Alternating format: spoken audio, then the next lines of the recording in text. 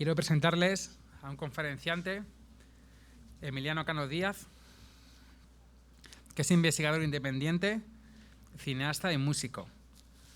Licenciado en Bellas Artes por la Universidad Complutense de Madrid, estudió también cine en Frankfurt, donde se interesó por el género experimental. Tiene documentales de arte que son bastante interesantes, yo soy muy admirador de ellos, desde que nos conocimos en la Catedral del Museo del Prado. Uno de ellos es Fondo para un caballero, que aborda la polémica restauración del Caballero de la mano en el pecho, y siguió con documentales artísticos como el de Julia, de Ramón Casas, sobre una de las musas del pintor catalán, y uno que es modélico, que es recuperar un compositor del Renacimiento a través de unos cantorales, bueno, corrígeme, en Sigüenza, ¿verdad? Sí. En Sigüenza, de un compositor del Renacimiento, Petrus Fernández Buch. Es decir, su sabiduría la aplica tanto a la música como a la historia del arte. Realmente todo está unido. Y recientemente ha finalizado un documental, un precioso largometraje, Fortuny y la muerte del pintor, que se centra en los últimos días del pintor de Reus. Y por ello esta relación tan importante entre Fortuny y Sorolla, una relación que no ha sido puesta en valor por la bibliografía y que tras la exposición yo creo que hay como bastantes puntos de contacto entre ambos pintores, ya que Fortuny a finales del siglo XIX, mediados, es como uno de los dioses de la pintura, ¿no? Que influye realmente en todos los pintores de la escuela española y tiene realmente bastante influencia. Por ello, aparte de toda esta presentación, van a destacar el enorme prestigio que tienen sus documentales, que se han visto en multitud de museos, muestras y festivales de cine nacionales, obteniendo diferentes premios y galardones. Pues nada, Emiliano, te dejo con la esperanza de que hagas algún documental también sobre Sorolla y Fortuny. Pues gracias, escuchamos a Emiliano.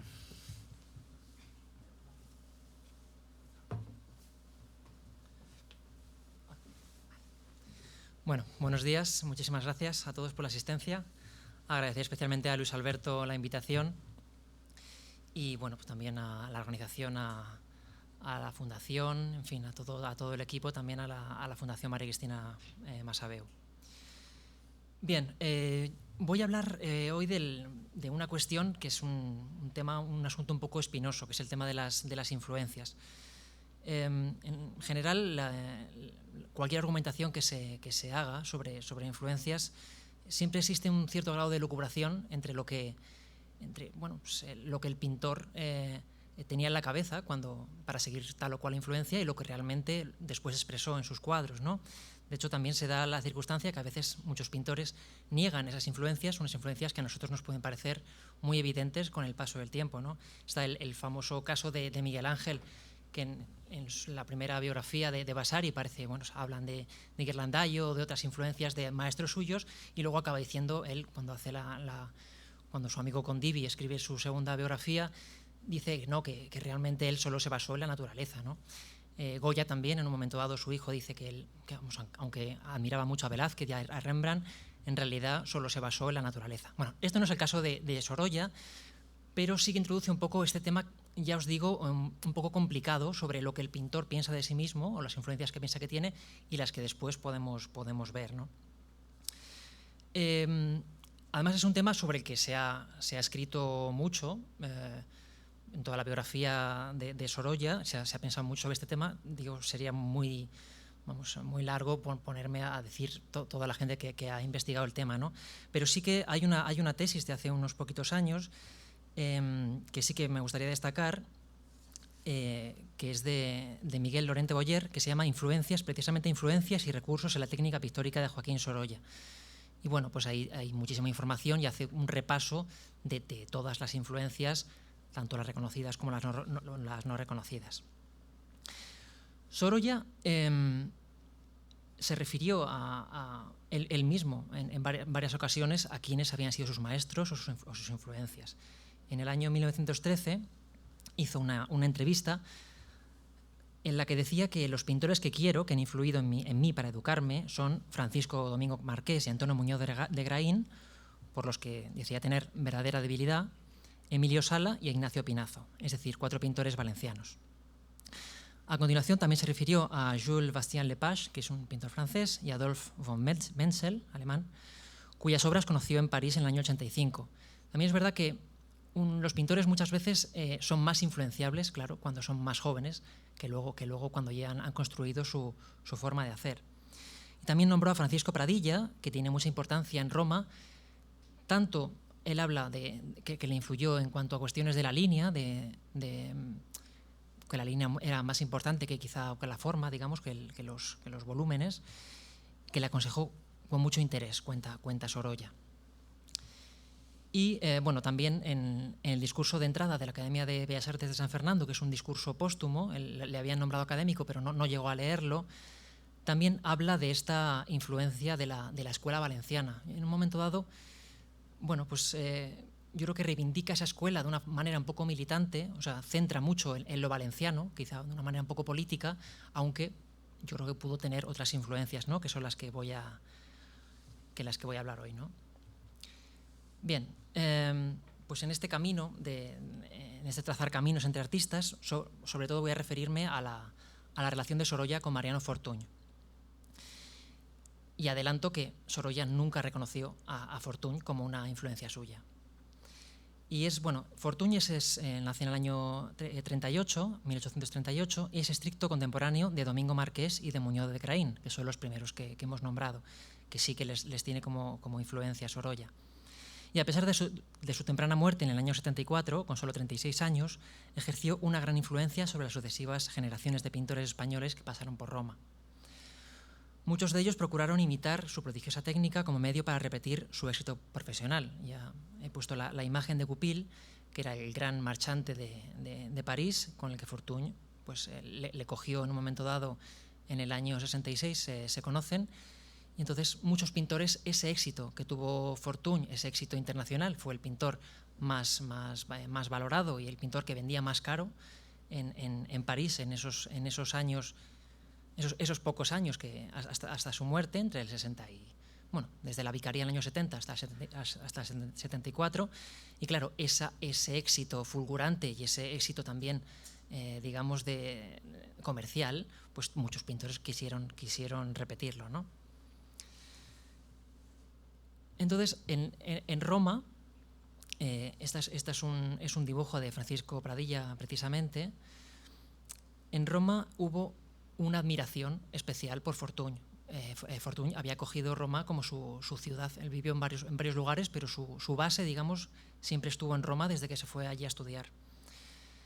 Bueno, pues este dibujo del entierro de Fortuny por Pradilla fue un gran acontecimiento al que acudieron al menos 249 artistas que firmaron un pergamino después que se enterró con el pintor.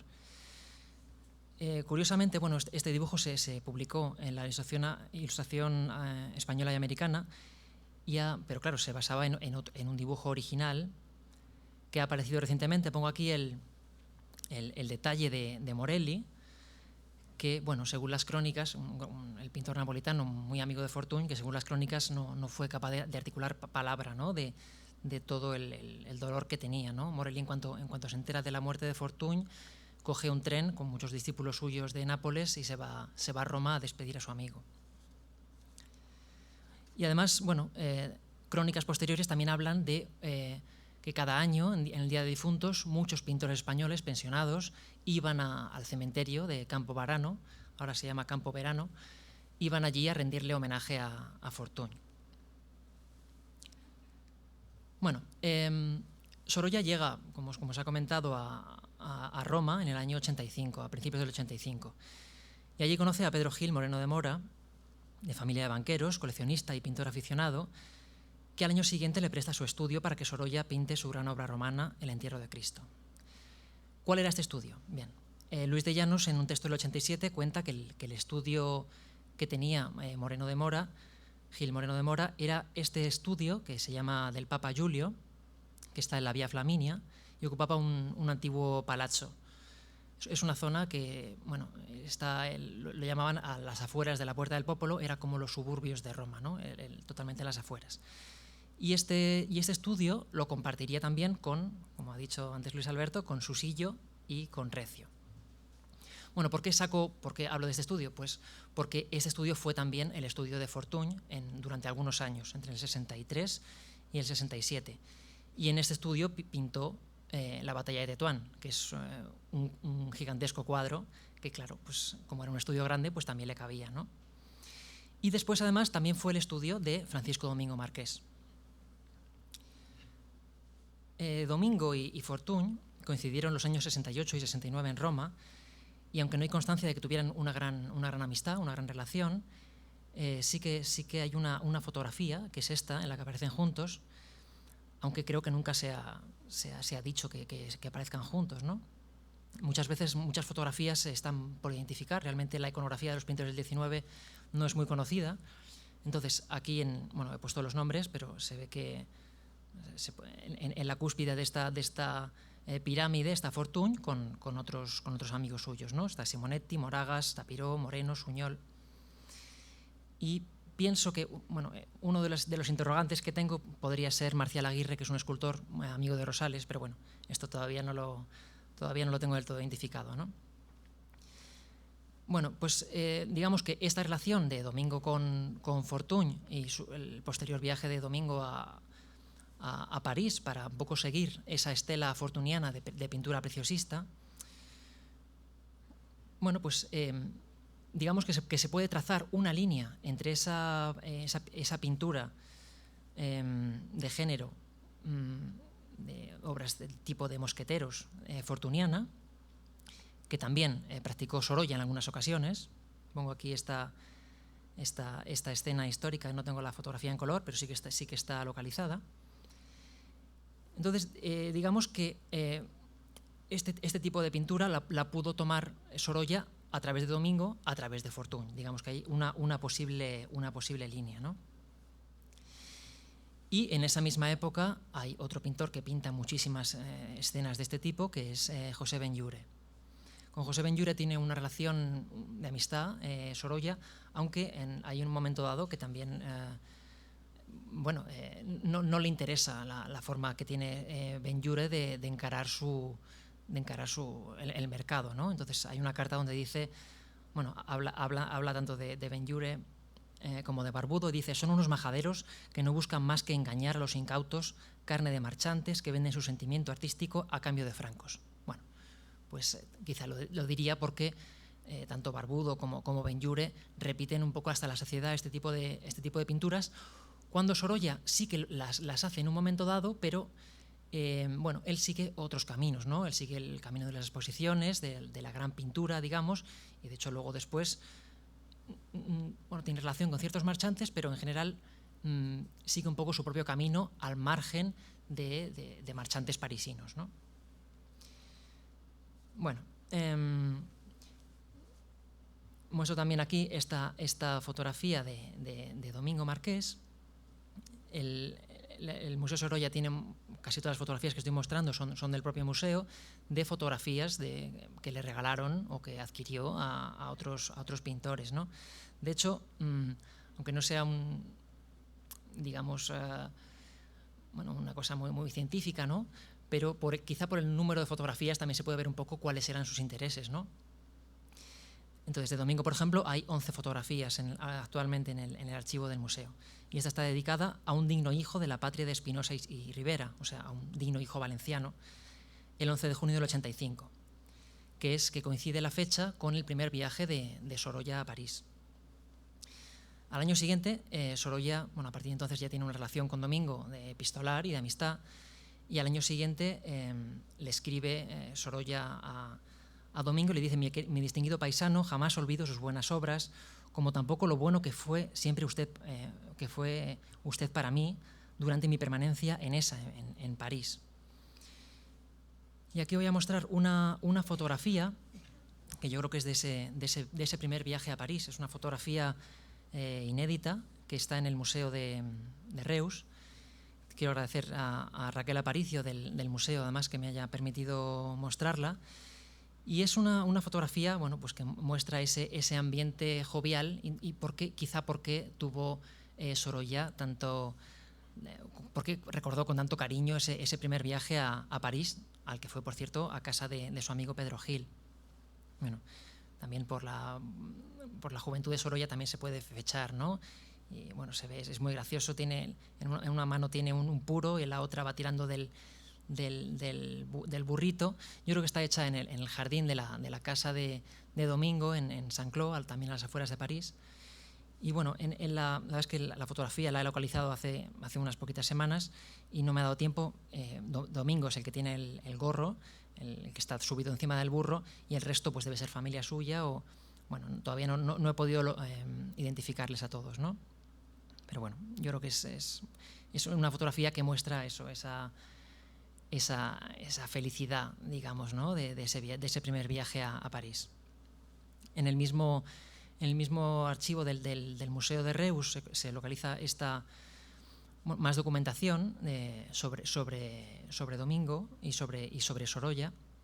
Esto lo regaló el hijo de Domingo, que también era pintor, Roberto Domingo. Y bueno, en la parte de la izquierda hay una fotografía de un cuadro que está en paradero desconocido, que muestra una típica excursión de pintores hacían diversas, desde el año 69, una excursión al lago Nemi. Pues de vez en cuando cogían todos los pintores, los pensionados, y se hacían una excursión a algún lugar cercano a Roma, pues para hacer una jornada de pasárselo bien, ¿no? Y bueno, en este caso está firmada por todos los pintores que estuvieron. Y bueno, entre los españoles está firmada por Domingo, por Fortuny, por Peiró, Tusquets, Tapiró y Ricardo de Madrazo. También se conoce algún otro ejemplar de esta fotografía firmada. De hecho, arriba pone Domingo porque era la copia que tenía Domingo. Bueno, volviendo a Roma al año 86, en el archivo de Sorolla también quiero agradecer a Rosario López, que me ha pasado muchas imágenes del archivo. Se conservan dos fotografías que muestran el interior del estudio de Sorolla. Esta es la más desconocida y hasta ahora se ha pensado que correspondía solo al estudio de Sorolla, el que tuviera antes de marchar con Pedro Gil. Pero yo creo que si nos fijamos bien en los objetos, veremos que es el estudio que compartieron, o sea, el segundo estudio. Bueno, tampoco puedo ahora nombrarlos todos, pero se ve que hay mucho atrezzo de pintor, una espingarda, una guitarra, traje de torero, libros, pinceles. También se ve una copia del sátiro con odre, que luego también aparece. O sea, este ejemplar aparece en una fotografía de Pedro Gil en su estudio de París, o sea que este ejemplar pertenecía a Pedro Gil, aunque luego Sorolla también tiene uno, que se conserva en el Museo Sorolla, pero posiblemente sea una fundición posterior.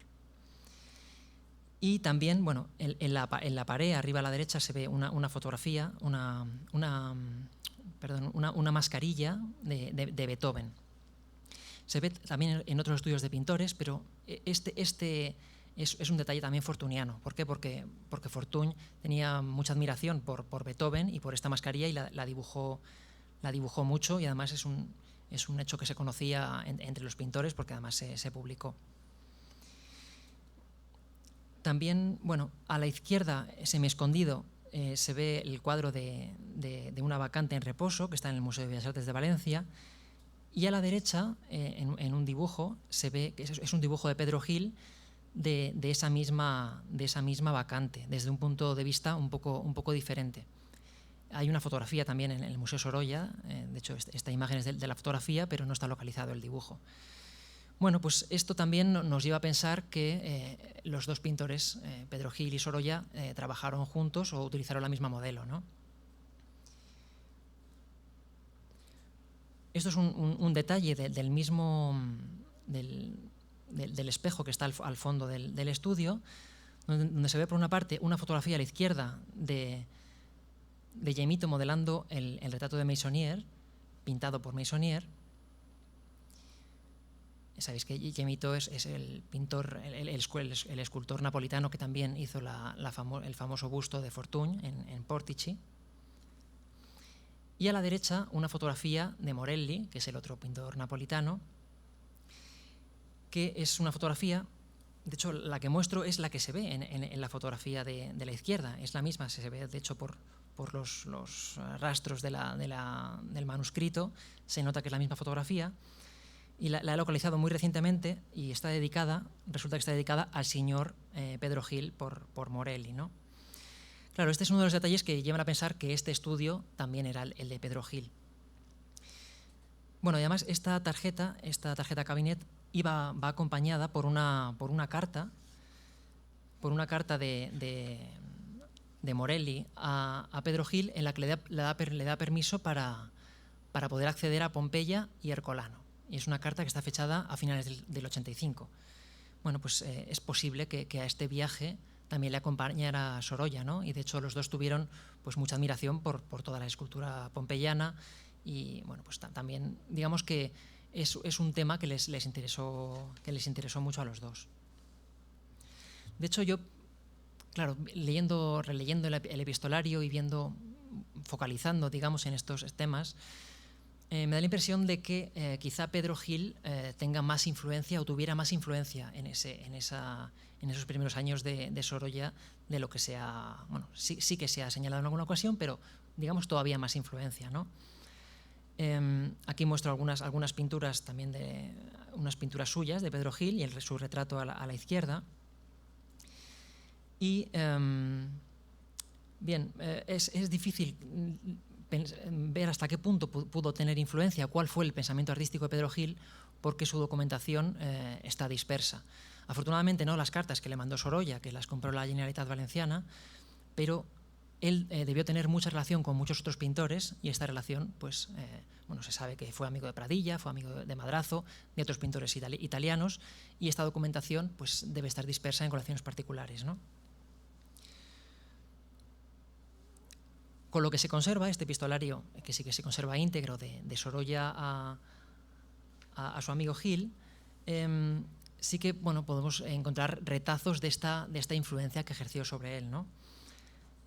Por ejemplo, hay una carta en el 94 que le dice Sorolla: siguiendo tu consejo, sigo el camino normal de la pintura genuinamente española, cerrando ojos y oídos a todo impresionismo y puntismo. Beatos nosotros que aquí no tenemos esa plaga de holgazanes, pues es lo único que puede llamárseles. Bueno, pues es una cosa un poco gruesa, ¿no? Pero bueno, realmente hay que entender que es una carta en la intimidad, y de hecho muchos pintores en sus cartas íntimas bueno, se metían con sus compañeros y digamos de una manera abierta, ¿no? Que luego no ha llegado, ¿no? De hecho muchas veces en las cartas al final de la carta se ponía quémala o bórrala, o bueno, para que no pasaran la historia, ¿no? A nosotros nos parece muy interesante pues este tipo de cosas, ¿no? Pero en aquel momento, claro, esto se decía solo en la intimidad. También hay, bueno, he puesto el ejemplo de la carta de la derecha, es una carta que también le manda en el año 1904, que se ve cómo era el cuadro Trata de Blancas primigenio, ¿no? En un momento dado Sorolla decide, también porque se lo dicen muchos amigos, que tiene que quitar el personaje de la izquierda, y después de que ha quitado ese personaje de la izquierda, cuando le llega a Gil el cuadro a París, le dice Gil que todavía corte un trozo más, ¿no? Un trozo que correspondía a una ventana del vagón. Y entonces Sorolla le hace caso y lo corta aún más, ¿no? Que es como ahora se conserva. Y bueno, esta es una carta que me gusta especialmente, es del año 1906, en que Sorolla le dice a su amigo: prepárate, buen amigo, y a los millones de molestias y preocupaciones, sé que tú eres yo. No se puede, una cosa realmente íntima, ¿no? Sé que tú eres yo, y por lo mismo las penas las llevaremos juntos, y si son alegrías, querido Pedro, cuánto gozarás tú, que siempre fuiste mi providencia y me ayudaste en todas formas. Bueno, pues hasta aquí se puede ver esa simbiosis que tenían, ¿no? En esta otra fotografía, que es la fotografía más conocida del estudio, aparece Pedro Gil sentado detrás de Sorolla, observando y guardando las espaldas de su amigo. Claro, está detrás de él físicamente y también metafóricamente, pienso yo, ¿no? Hay veces que las imágenes pues transmiten mensajes, ¿no? Como en esta que he mostrado antes de Fortuny, en esa pirámide en la que él está por encima de sus contemporáneos, ¿no? Pues bueno, aquí Pedro Gil está guardando las espaldas y siempre apoyando a su amigo. Y claro, yo mirando esta fotografía, uno puede pensar rápidamente en esta otra fotografía, que es una fotografía muy conocida de Fortuny en su estudio, ¿no? Entonces tiene varias cosas que pueden recordar, ¿no? Primero, la presencia de dos grandes cuadros que fueron dos grandes fracasos. En el caso de Sorolla, bueno, ya se ha explicado, ¿no? Por la exposición del 87, y en el caso de Fortuny, porque fue un cuadro que no consiguió finalizar, pero lo tuvo en su estudio también, y murió sin haberlo finalizado, y además tuvo que devolver el dinero que le había dado la Diputación de Barcelona para completarlo. Y además, bueno, pues esto también se ha comentado, el hecho de que en los caballetes de los pintores hay obras que nada tienen que ver con estos árabes, estos amigos posiblemente disfrazados de árabe delante, ¿no?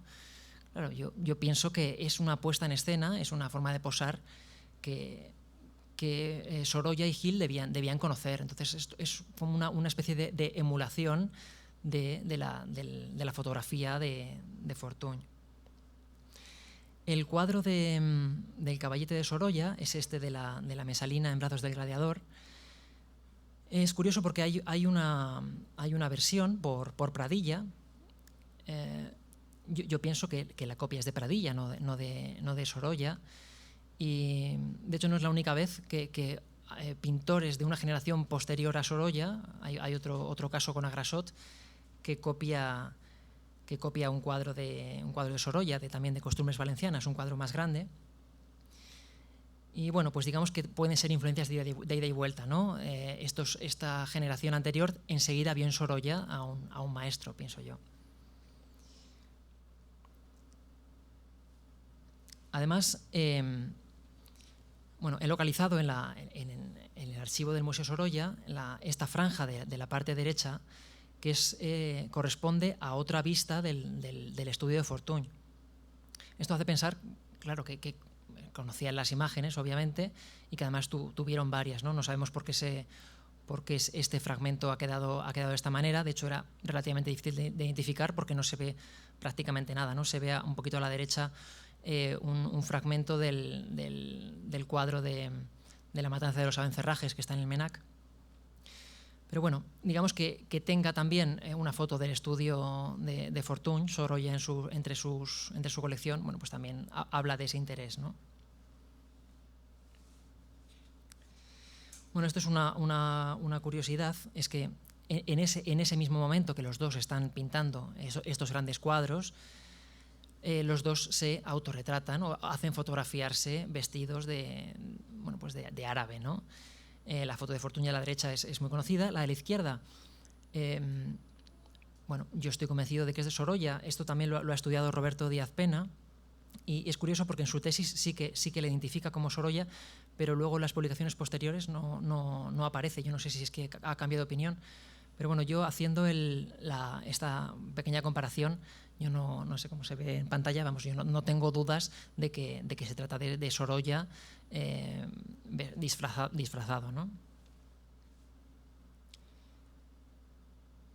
Bueno, aunque Sorolla no nombrara como influencias directas a Morelli ni a Fortuny en ningún caso, sí que los estudiosos han considerado siempre al napolitano como una de sus inspiraciones para el cuadro del entierro.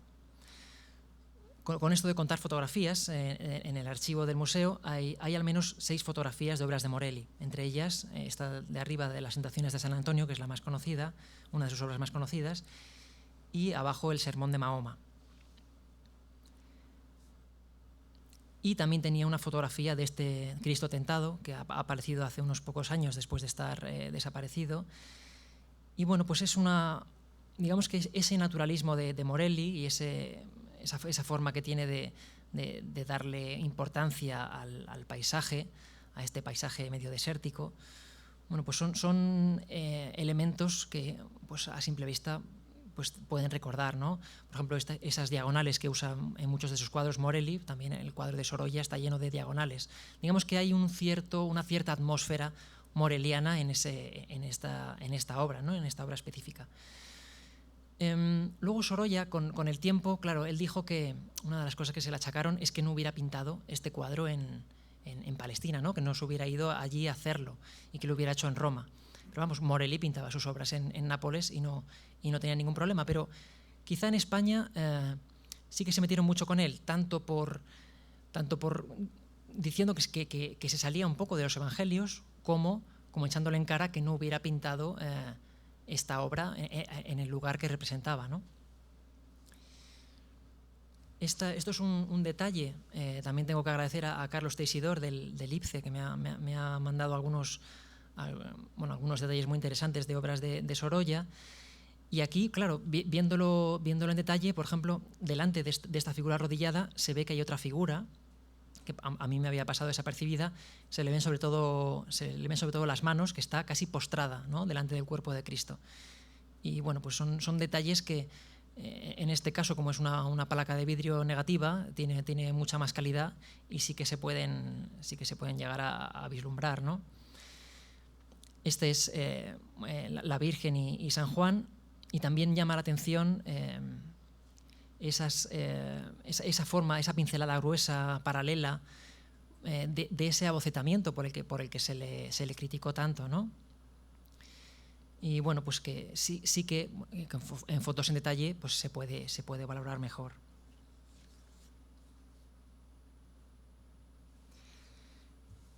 En el libro de Rodolfo Gil sobre Sorolla del año 13, el propio pintor reconoció que de manera inconsciente o involuntaria sintió en Roma la influencia de la época. Dice: me sometía sin quererlo al medio, marchaba con todos, pero no obedecía mi obra a la expresión de un sentimiento sano. No sería hasta algunos años más tarde, ya en Madrid, que después de lo que dice Sorolla, titubeos, temores e indecisión, dice que logró alcanzar ya por fin su modo de hacer, ¿no? Bien, pues en Roma Sorolla pintó, aparte del entierro, pues como se ha comentado, cuadros para su pensionado y también algunos cuadritos de género. Entonces, en estos cuadritos de género sí que se puede ver un poco esta influencia fortuniana. Aquí pongo algunas imágenes de obras de Fortuny, también de su colección. He contado 18 fotografías sueltas de obras de Fortuny, y también este gran álbum que tenía 80 fotografías más. Este es un álbum del año 1880. Bueno, pues digamos que un poco también el material de archivo también da a entender pues el interés que pudo tener en este pintor, ¿no? Han venido un par de obras, digamos, fortunianas a la exposición, que son El monaguillo a la izquierda y Las costumbres valencianas a la derecha. Y tocan de una manera un poco colateral el tema religioso, en realidad, ¿no? Ya ha comentado Luis Alberto este azulejo del santo valenciano. Y hay un dibujito a la izquierda que no ha aparecido en el catálogo, pero que es muy interesante, donde se ve ese azulejo que tomaría del natural en algún lugar en Valencia, ¿no? ¿Por qué se dice que tuvo influencia, o sea, por qué se le ve una influencia fortuniana? Pues en cosas como estas, en esta vegetación que recuerda mucho estas hojas que son de una planta cucurbitácea. Yo no sé si son de un melonero o de una planta de calabaza, pero es una planta que a Fortuny le gustaba mucho, ¿no? Entonces, quizá, bueno, pues estos detalles sean los que más recuerdan, ¿no? De hecho, en una de las críticas que se le hace al cuadro en el año 90, dice Luis Alfonso que le recuerda especialmente a este cuadro de Fortuny, que es El jardín de los poetas. Dice Luis Alfonso: no por otra circunstancia, sino por la de estar detallado con marcada delectación y ser su entonación clara y hermosa, pero monótona un tanto. Siempre cuando se habla de Fortuny hay un poco una de cal y una de arena, ¿no? El pintor en esta exposición del año 90 tuvo una medalla, no por este cuadro, sino por el de Boulevard de París, que es otro cuadro un poco rara avis, que es una excepción dentro de su producción, porque es un cuadro un poco a la moda, pues eso, de un Boulevard de París, no volví a repetir, ¿no? Ese tipo de cosas. Luego se fue hacia temas populares o costumbristas, ¿no? Pero bueno, estas obras se enmarcan dentro de estos titubeos, ¿no?, reconocidos por Sorolla hasta encontrar su propio camino, ¿no? Bueno, esta obra es curioso, claro, buceando en el epistolario, es una obra que Sorolla solo conocía por fotografía, pero que pudo ver en el año 92 en la exposición nacional, que hizo también, tenía una sección retrospectiva donde se expuso esta obra que pertenecía a Geren. Y entonces escribió rápidamente a Clotilde, a su mujer, que estaba en Valencia. Entonces le dice Sorolla: Fortuny bien en su Jardín de los Poetas, por más que a mí no me guste. Se ve que era un maestro, pero allí hay un conjunto falso, muchas cosas amaneradas, aunque estén hechas primorosamente, detalles de flores, hojas, etc. Bien. Bueno, pues ya os digo que es un poquito ambivalente, ¿no?, la crítica. ¿Por qué dijo Sorolla que no? Claro, dice también, no, a mí no me gusta. Bueno, ¿por qué dijo que no me gusta? Bueno, pues entiendo que en ese momento así lo sintió, ¿no? Que no le gustaba, o que se sintió defraudado por este cuadro, ¿no? Un caso parecido le pasó cuando vio este cuadro, La Vicaría, el famosísimo cuadro de Fortuny. Esto ya es en el año 13. Dice: luego fui aquí a casa del conde de Pradere, donde vi el famoso cuadro de La Vicaría, que no me gustó mucho. Está bien como detalles, en esto es magnífico, pero la armonía y composición es desagradable. He tenido una decepción dolorosa, dice Sorolla. Bueno, quizá lo que más duele es lo que más te importa, ¿no? También se dice. Pero también hay cartas en sentido contrario. Hay una carta del año 95 en la que también a su mujer le dice Sorolla, que se ha detenido en Barcelona de camino a París, y le dice: pues ver lo de Fortuny me alegra el alma. O sea, se alegra de haber parado en París porque le alegra el alma ver obras de Fortuny. Bueno, pues yo creo que estas contradicciones son una cosa muy natural. Entonces, claro, no puedes coger una sola cita, ¿no? Lo tienes que ver todo un poco más en su conjunto. Y claro, viendo el epistolario también te encuentras con otras contradicciones que tiene Sorolla, ¿no? Por ejemplo, hay un momento dado que dice que odia la fotografía. Le dice a Pedro Gil: bueno, pues claro, pues odia la fotografía. Pues claro, le gustaba a Sorolla pintar del natural, pero esto no quiere decir que no utilizara en muchísimas ocasiones la fotografía, ¿no? Y de hecho, en una época ya muy tardía, en el año 1921, se publica este texto que he puesto aquí abajo de Sorolla en un libro monográfico sobre Fortuny.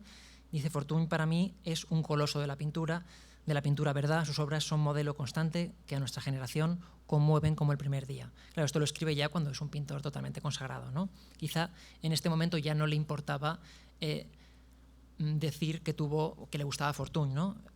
Hay que ver que durante mucho tiempo lo de seguir la corriente fortuniana casi era un demérito, ¿no? Porque para muchos pintores podían hacer una venta fácil de sus obras haciendo ese tipo de pintura, pero digamos que para el mundo académico, el mundo de la crítica, estaba mal visto, ¿no?, ser un pintor fortuniano. En esta fotografía, aquí he puesto más detalle, no se ve el fragmento que han enseñado los restauradores. Se ve en la parte central arriba una mascarilla de Fortuny que perteneció a Sorolla. Esta mascarilla no se tiene constancia de cuándo la adquirió o si alguien se la regaló a Fortuny, pero esta fotografía es del primer estudio, del segundo estudio de Sorolla en Madrid. O sea, a partir del año 93, quiero decir que que tuvo desde muy pronto en Madrid tuvo una mascarilla en un lugar preferente, ¿no? De hecho, en esta otra fotografía del estudio de la calle Miguel Ángel se ve arriba a la derecha que, bueno, pues tiene la mascarilla de Fortuny. Y claro, pues en esta carta primera que os he leído decía que no me gusta Fortuny, ¿no? Bueno, no me gusta Fortuny, pero tengo una mascarilla con esa presencia constante en mi estudio, ¿no? Entonces, bueno, pues hay ciertas contradicciones que hay que saber valorar. La mascarilla, que es una mascarilla que hizo una vez muerto Fortuny, se la hizo su amigo Suñol. Simplemente para decir que luego también hay alguna fotografía en la casa Sorolla, que también estaba ya en un lugar menos destacado, digamos, y ahora actualmente se encuentra esta mascarilla en el almacén. Y bueno, también quiero agradecer aquí a Belén Topete, que sale en esta imagen, y a Luis Alberto. Estos son fotogramas de mi película sobre Fortuny, que hacia el final muestro esta mascarilla. Sorolla coleccionó más obras de Fortuny. También en los fondos del museo existe esta tablita de primera época, que tampoco está documentado cómo entró en su colección.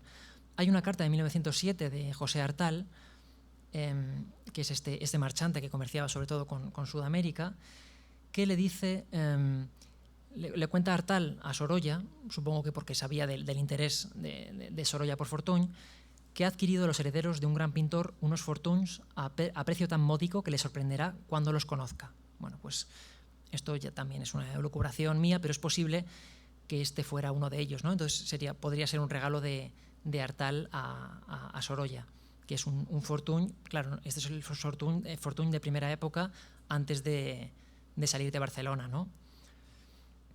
O sea que no es el Fortuny más conocido.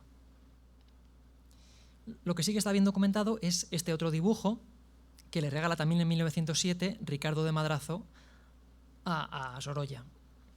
Y bueno, pues también viene con una carta donde Ricardo de Madrazo le cuenta a Sorolla cómo fueron los últimos momentos de Fortuny y cómo en sus últimos días de vida se dedicó a hacer varios dibujos a tinta de esta mascarilla de Beethoven, ¿no? Que hemos visto antes en el taller de Pedro Gil y Sorolla compartido, ¿no?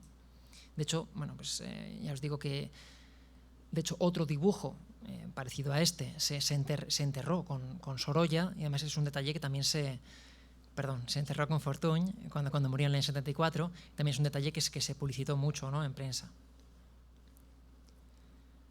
Bueno, ya para ir terminando, voy a hablar de esta obra que llamada, bueno, se le ha denominado Postrimerías, que en los últimos tiempos se ha atribuido a Sorolla, quizá por esta cercanía a esta otra obra que es de la colección BBVA, que es Vanitas, ¿no?